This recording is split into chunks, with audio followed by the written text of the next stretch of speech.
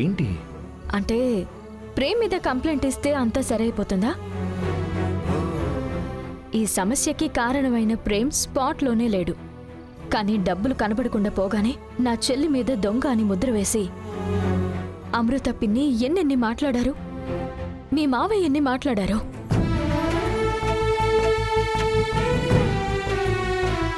ఆ మాటలకి తను మనసు ఎంత నొచ్చుకునుంటుంది.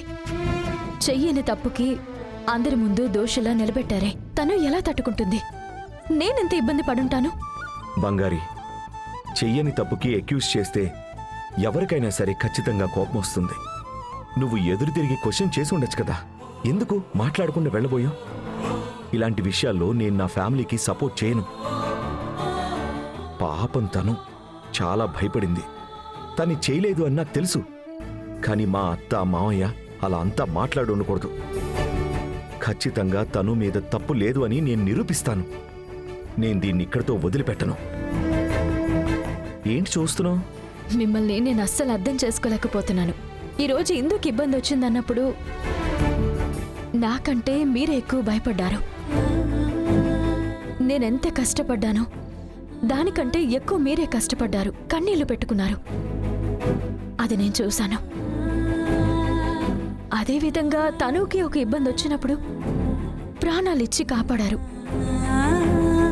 ఇవాళ మళ్ళీ ఒక సమస్య వచ్చింది. మా కోసం మీరు మీ కుటుంబాన్ని ఎదిరించి మీరు గొడవ పడుతున్నారు. మీకు మేమంటే ఇష్టం లేదే, అయినా మీరెందుకు ఇదంతా చేస్తున్నారు?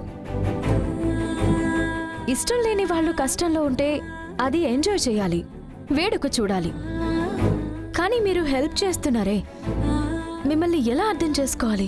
ఇలా చూడు బంగారి, నేను నీ క్లియర్గా చెప్తున్నాను. నాకు నీతో మాత్రమే ప్రాబ్లం. అది కూడా నువ్వు నన్ను మోసం చేసి పెళ్లి చేసుకున్నావు కదా, అప్పట్నుంచే ఈ ప్రాబ్లం. అందుకని ఆ ద్రోహాన్ని నేను క్షమించను లేను, మర్చిపోను లేను.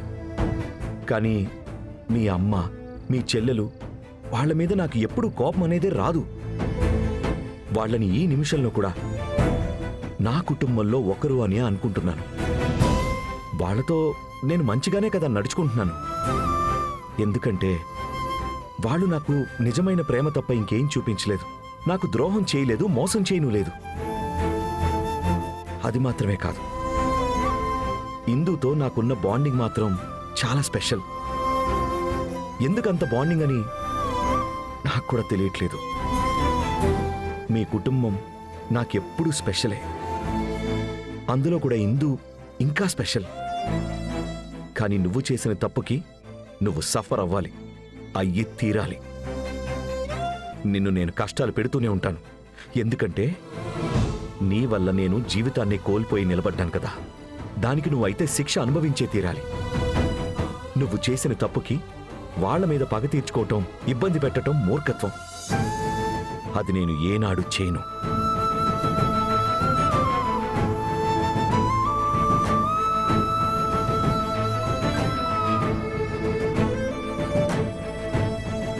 ఏంటి? మీరు చాలా మంచివారు రవి సార్. ఇందులో నాకు ఆశ్చర్యం ఉండేదేంటంటే మీరు మంచివారు అని మీకే తెలీదు. అదే మీతో వచ్చిన పెద్ద సమస్య. తొందరలోనే తెలుసుకుంటారని అనుకుంటాను. తెలుసుకోకపోతే కాలం తెలిసేటట్టు చేస్తుంది.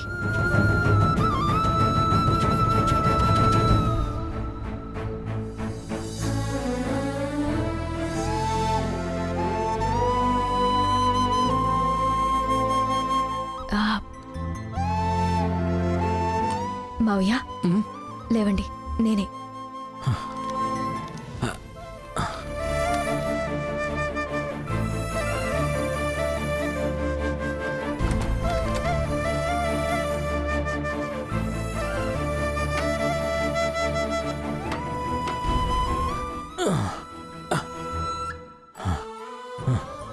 మావయ్య, మీకోసమని నేనే వండి భోజనం తీసుకొచ్చాను. ఓహో, అలాగా? ఏం చేసావమ్మా? గెస్ చేయండి చూద్దాం. గెస్ చేసేంత నాకు తెలీదమ్మా, నువ్వే చెప్పు. మీకు ఇష్టమని నాటుకోడి రసం, చెట్టినాడు చికెన్ వండి తెచ్చాను. అవును, ఇదంతా నాకు ఇష్టమని ఎవరు చెప్పారో? ఇంకెవరు చెప్తారు? అంతా మీ జయనే. వంట అక్కడి నుంచే వచ్చింది. ఆ, అలాగా. మ్మ్. సరే సరే, ఇవ్వు తింటాను.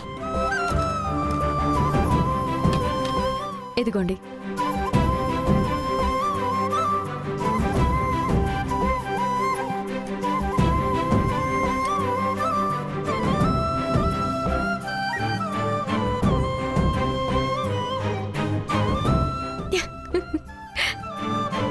ఇన్నేళ్లుగా ఉత్త మందులు మాత్రలు తిన్న నాలుకకి ఈ వంట తింటుంటే ఏదో అమృతం తిన్నట్టుంటుంది. ఇంకా ఈ డ్రిప్స్, ఈ సెటప్లతో ఎన్ని రోజులను బతకాలమ్మా? నా వల్ల కావడం లేదు బంగారి. బయటికి వెళ్ళాలి, అందరితోనూ నవ్వుతూ సంతోషంగా మాట్లాడాలి, నచ్చింది తినాలి, అన్ని చోట్లకి తిరగాలి. 20 ఏళ్లలో ఈ ఊరు ఎంతో మారిపోయి ఉంటుంది కదా. అన్నీ నేను చూడాలి బంగారి.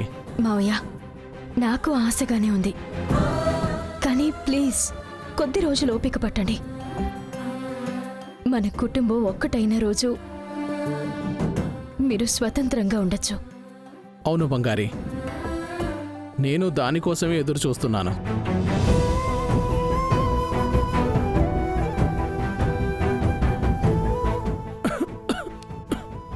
మావయ్య, మెల్లగా మెల్లగా మెల్లగా.